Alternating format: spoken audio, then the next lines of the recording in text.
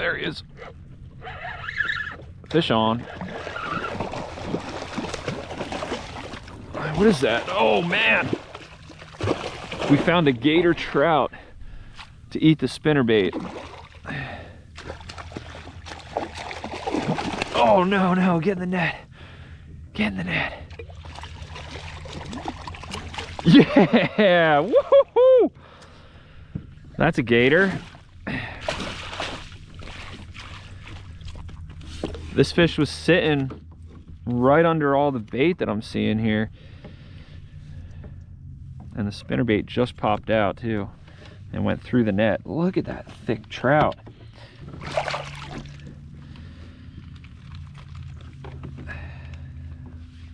Nice fish.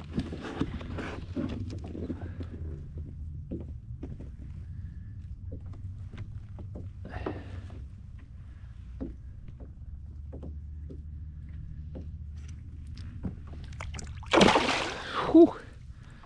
So her nose was right there, her tail was right there. So 17, 18, 19, 20. That was a 20-inch trout. All right, let's see what else we could catch.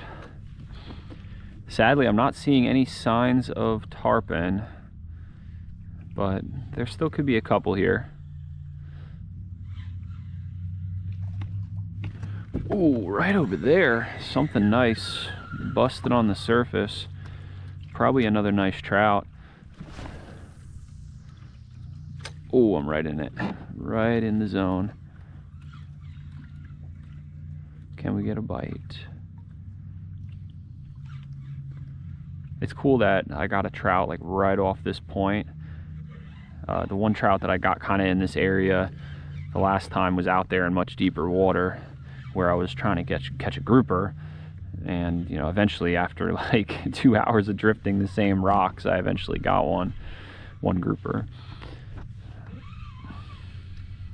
And then back a ways where I took out the Bixby and put in the pedals, there's some rocks there too where I got a trout.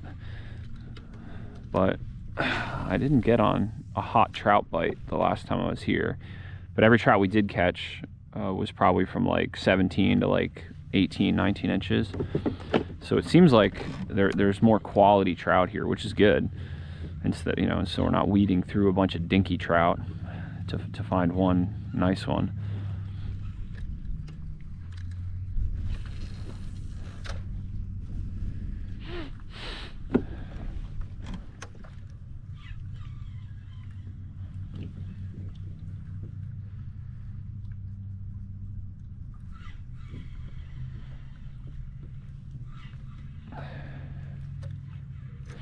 There he is.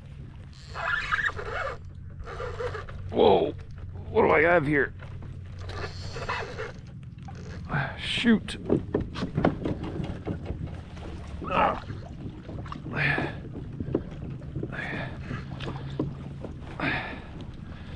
got something that went right into the mangroves.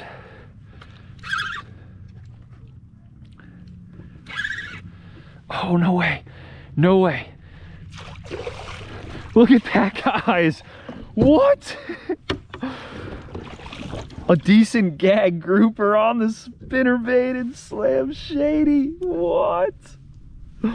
So cool. Wow, man. This spinnerbait is becoming my favorite lure for this spot. Look at that beautiful fish. He probably would be tasty, but he's definitely a little shy of a keeper. But not a bad light tackle inshore gag grouper. That was so cool. And I got lucky that he didn't get me in the mangroves. He's chomping down on the spinnerbait. Open your mouth, buddy.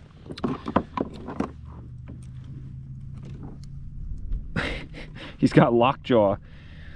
He really doesn't like me.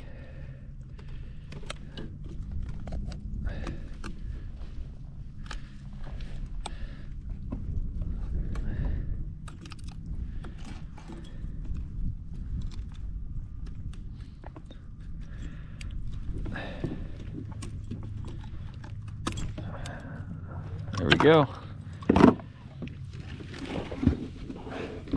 Let's get a quick measure on this guy as well. He's a little shy of 24 inches. Sweet.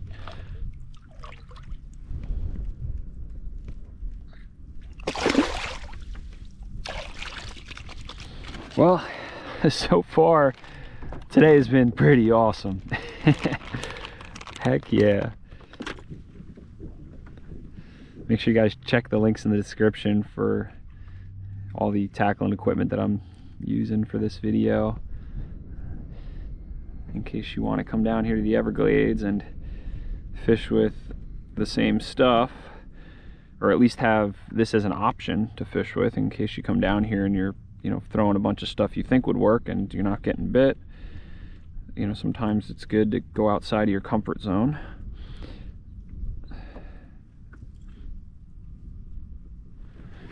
All right, y'all, let's keep it going. I wouldn't say that it's stacked with fish here, but you know, every 10 or 15 casts we're getting whacked in this zone here.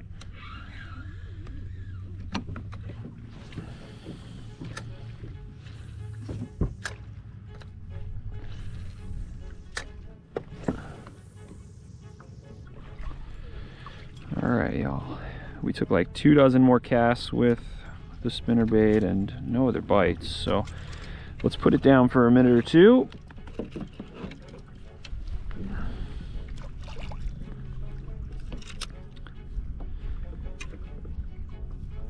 Next, I want to try this Salt Strong mulligan out here in like 14 to 10 feet of water, and there's a bunch of rocks out here, and I think if there's some grouper and we could put this in front of them, they'll smoke it.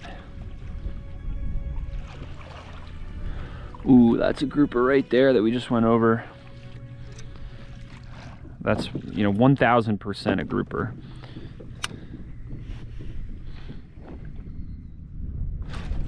There he is. I got something. Oh, no way. A little red grouper. Pretty cool. You're reeling your presentation a specific way, and this is the edge of the rock, and it's caught like that. So then what you want to do is you want to go the opposite way that it was pulled in, so then it pops off like that. All right, y'all, I'm like 8-9 drifts in with the mulligan after we got that little red grouper and nothing else. So let's take it off for a little bit. And I think we should try a prawn, a Salt Strong prawn. So something a little more subtle, and we could fish it a little bit slower and kind of just hang it in a grouper's face, and maybe we'll get lucky and he'll slurp it in. When fishing the prawn on a J-hook jig head like this, I actually like to rig it upside down so you'll see the little hook slit up, and then you poke it through kind of right at the start of that slit, and then you push the head up to the base of the jig head, just like that. And then what's also kind of nifty is you can then fill the little hook slit with Procure, and it'll stay in there a little bit longer.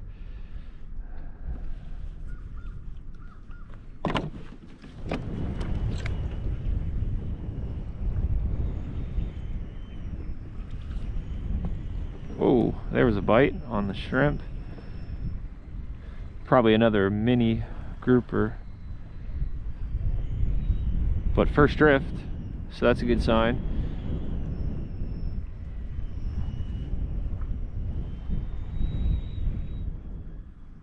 Oh man, look at those marks.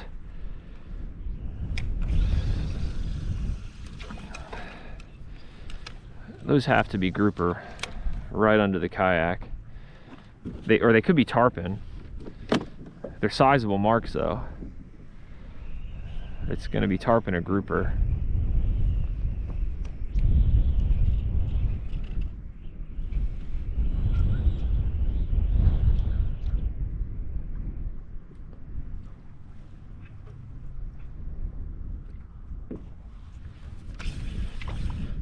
All right, nothing on the prawn, although we did have a bunch of small bites.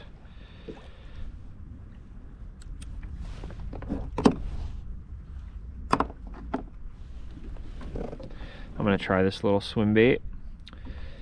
The last time I was here on this spot, the one and only grouper I got right here was on a swim bait like this.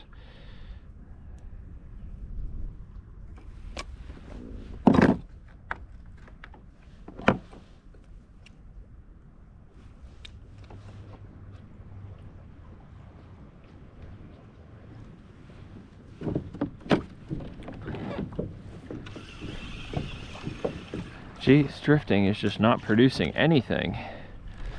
Let's take a couple more casts on this point here with this swim bait.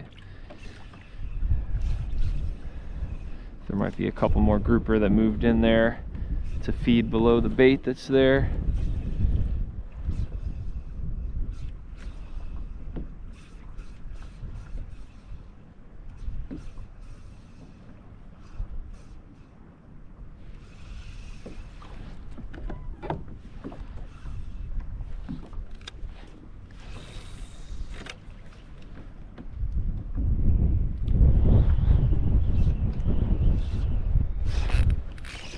There he is. Fish on. Jeez. Right in there on that same spot.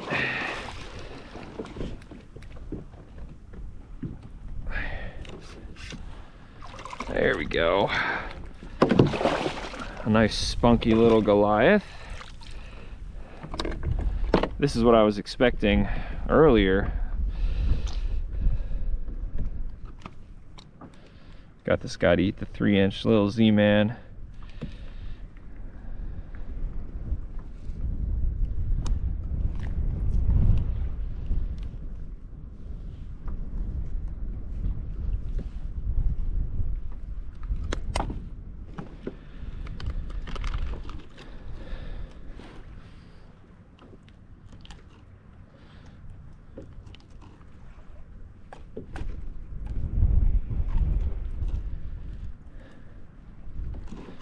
Dang, son, this guy really got it.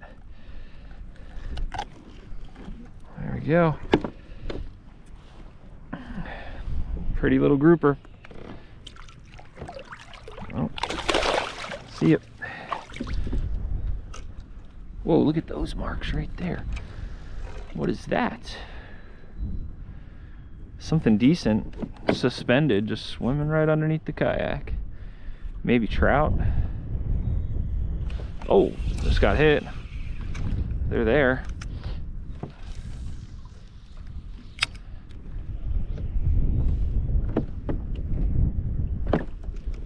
Well, there's something else. What do we got here? Oh, look at that.